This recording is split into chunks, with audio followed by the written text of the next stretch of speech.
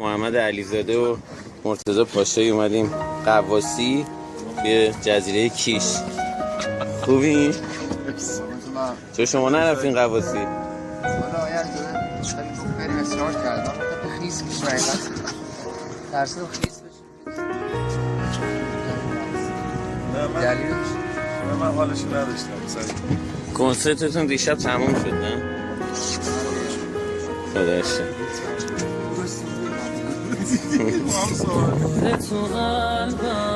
خب سال نو رو دوست داریم و هوادارتون صحبت بکنیم.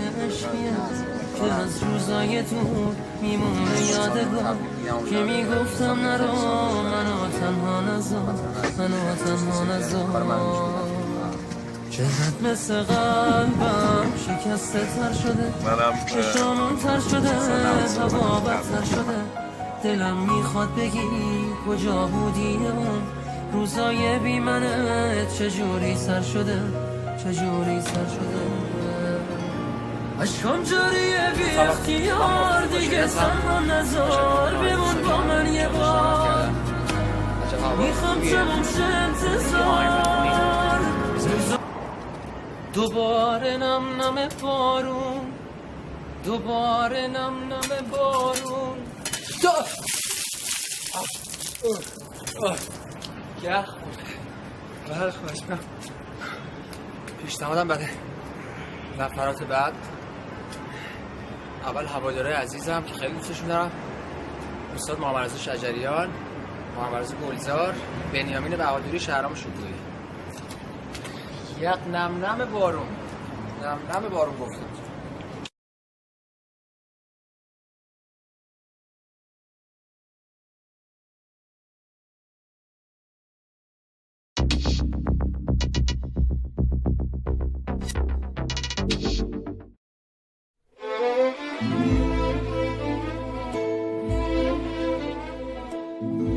رفاقت سخت میشه وقتی رفیق توی آیسیو بستری باشه. اونم رفیقی که هیچ کس ازش کینه‌ای به دل نداره. راستش تهیه این گزارش برای خود ما که دوستدار مرتضی هستیم کار راحتی نبود. مخصوصا وقتی گله دوستاشو شنیدیم که بفهمید مرتضی سوژه نیست. مرتضی انسان بزرگیه. دلخوری دوستاش از هنرمنداییه که بعد از 1 سال میان تا با مرتضی روی تخت بیمارستان تصویر سلفی بگیرن و توی اینستاگرام و فیسبوکاشون لایک بگیرن. همیشه دوست داشت همه رو خوشحال ببینه. الان که من پیشش بودم گفتم مرتضی یاد میاد حس درونی آدم ها رو حس میکردی. من دوست داشتم که پتو رو بکشی رو من، تو از اون رو که پام بکشی تا بالا، چون حس درونی من درک میکرد. خیلی بچه فهمیده با شعور و خوب.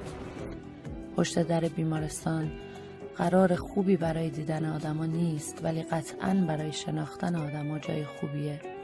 این بیقراری‌ها ساده نیست. باید آدم درستی باشی که این همه آدم نگران حالت باشن که حتی تصور یه لحظه نبودنت اینطوری به همشون بریزه. به اینکه تیم پزشکی چی میگن کاری نداریم. امید ته چشمای پدر مادر مرتضی تعریف دیگه‌ای داره که از وقتی از سفر کربلا برگشتن معتقدن دعاهایی که در حق مرتضی کردن بی جواب نمیمونه. همه این برای خدا شکر همه که مشکل دارن خیلی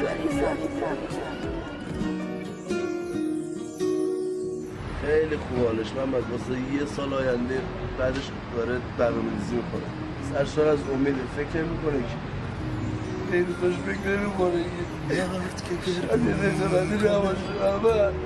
کوب که قصه میخوره یعنی هنوزم عاشقه، یعنی دلش خیلی پره.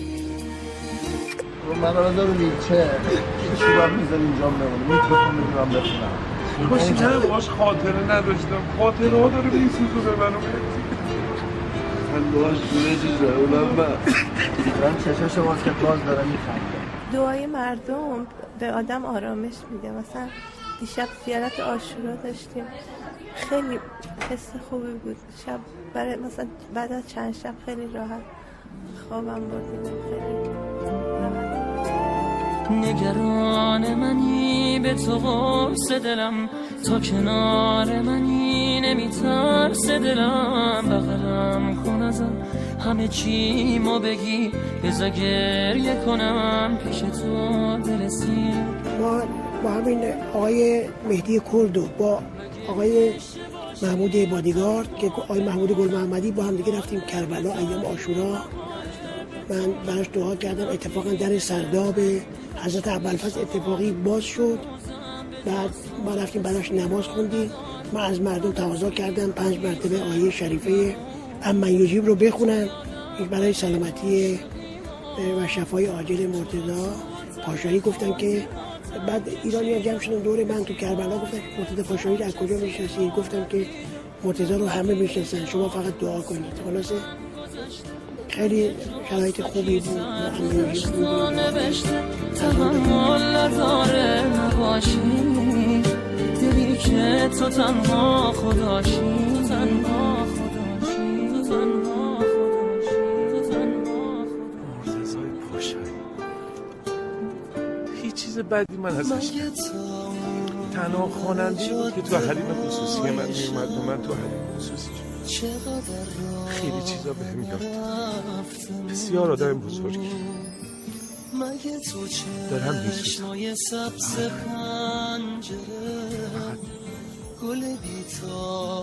دعا میکنم که حتما مرتضی اسطوره میشه، چون قلبش واسه اسطوره شده. خیلی آدم بزرگی، خیلی بزرگی. یک بار پشت سر کسی حرف زدم، همیشه خوبی همه رو خواست. من خیلی از چیزا یاد گرفتم. عزیزم بره بدبخت میشه. خیلی زشت یه جوری حق زدم صدا سختیه اینو دردی که نمیفهمیه. انشالله که خدا به همین روز عزیز شفا شد. با حیاترین خواننده‌ای که تا حالا تو زندگیم دیدم، تنها خواننده‌ای که ازش خیلی چیزا یاد گرفتم. هیچ وقت با هم اختلاف نظری نداشتیم. انقدر این آدم یا با کسی دوستی نمی‌کرد یا اگه می‌کرد از چشاش بیشتر قبولش داشت. بعد از پاییزی پارسال بود که شاید بگم که اوایل ماه آذر ماه بود که ما متوجه شدیم که آقای لوراسبی اومده بود دیگه توش کرده. یه مدتی میومد میگفت که به مادرش میگفت که یه رو دارم توش میکنم. خب طبیعتا اینو طبیعی حساب میکرد، میگفت خب آدم یه سنگک بخوره یه نونی بخوره کم کم که یه به اواخر رسید این غذا که میخورد یکی دو مرتبه رفلکس معده داشت. رفلکس معده باعث شد که آقای لوراسبی اصرار کرده بود که برید یه دکتر دوستم هست برید حتما تو هاری ببینید و این نظر دستگاه مختلف شده بود که شاید این متاسفانه شده که شما دور و باری در بیمارستان بیکار تهران در تاریخ جویی 12 بستری شد. نمی‌کنه بستری شد و فوری عملی کردن و در مدت 48 ساعت همراه روحیه‌شون بسیار بسیار عالی بود. حتی در بدترین شرایط که شیمی درمانی هم می‌شد روحیه‌شون حفظ می‌کرد و آقای دکتر توکلی خودش میگفت مرحله همچین بیماری نداشت. کدوم آهنگ مرتضی است که این روزا با خودت زیاد میخونی؟ هیچی دلم نمیاد. کدوم بیشتر دوست داری؟ دوست داشتم. خب جاده یک طرفه یکی هست. آه یاسین بچه خدا شد. شبم روش نمیشد. نیستی شب میری بلند میشه این پام پا میکنه درد بشه. روش نمیشد دیگه این کمر منو انقدر با حیات میگم عشق آخری تو حرف تو داری میگی تو میدونی حالم این روزا بدتر از همه است. آخه هر کی رسید دل ساده من رو شکست. قول بده که تو از پیشم داری واسه من دیگه عاشقی جاده یک طرف است. میمیرم بری آخرین دفعه پروازه تو قفس شدم بی نفس شدم دیگه تنها شدم توی دنیا بدون خودم. راستش حرفشو بگو این یه بازیه، نکنه همه حرفای تو مثل حرف همه صحنه سازیه، این یه بازیه. امیده کجا میاد این روحیه؟ مرتضی از بچگی یک ویژگی‌هایی داشت. من همیشه به مادرش هم میگفتم که اگر من بپرسم مرتضی چطوریه، به معنای واقعی نه به معنای تعریف، نه، مرتضی چند تا ویژگی خاص داره که من فقط در تاریخ ها خوندم. یکی مهربانی ویژه‌شه، یکی اون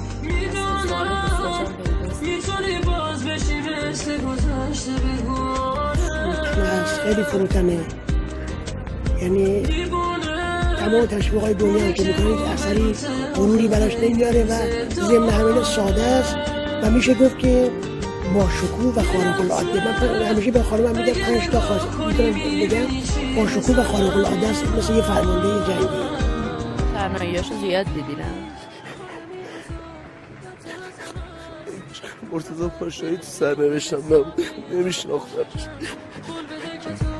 بس پیشم داری واسه من دیگه عاشقی جاده یک طرف هست میمیرم بری. خیلی واضح و شفاف دوست دارم در مورد، اصلا نمیخوام به اصل قضیه بپردازیم، فقط میخوام در مورد بعد از اینکه این ماجرا این اتفاق افتاد میخوام در مورد نگاهت به زندگی، نگاهت به اهدافت صحبت کنیم. چقدر فرق کرد دید تو به زندگی، دیدت به اینکه کارهای بعدی تو چه فضاهایی منتشر بشه؟ فرض کنم که من حالا بالاخره هر کسی تو زندگیش یه سری مشکلاتی براش پیش میاد. خب اینم برای من یه مشکل عجیب غریب بود. یه دفعه مثلا یه خبر یه بیماری، البته خیلی‌ها گندش کردن، مثلا گفتن که حالا تو مرحله فوت هم رسید هستم. شاید باور نکنید هیچ تغییری تو زندگی من، یعنی از لحاظ حالی خودم هیچ تغییری تو زندگی ندارم. یعنی من اعتقاد دارم که همیشه باید، چون من زندگیم طوری بود که همه چی درست بوده، یعنی هر اتفاقی قرار باشه بیفته همینجور زندگی میکنم و زندگی لذت میبرم. این که دارم انقدر از طرفدارا، از کسی که کارا دنبال میکنه انرژی میگیرم که اصلا واقعا جایی برای فکر و هیچی نمیذارم. من نگران نیستم، من به خدا سپردمش، امیدوارم که خدا شفاش بده. انقدر شما مهربون با معرفتی که خدا شد همه سر کنید.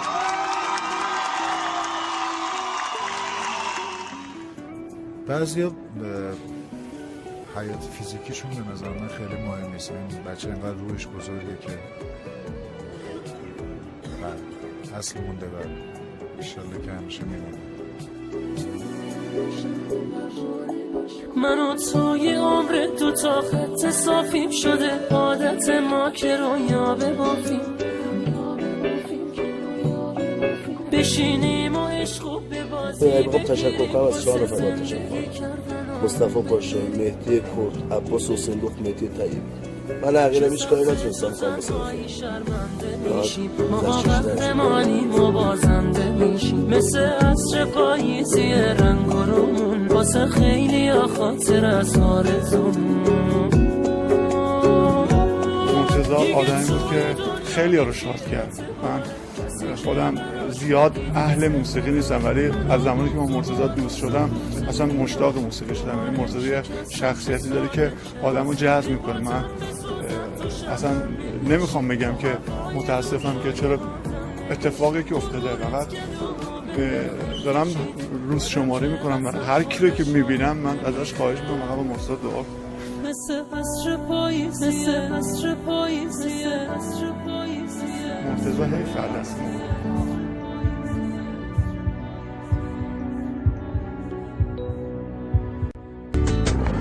میدونم میتونی باز بشی مثل گذشته بگونه،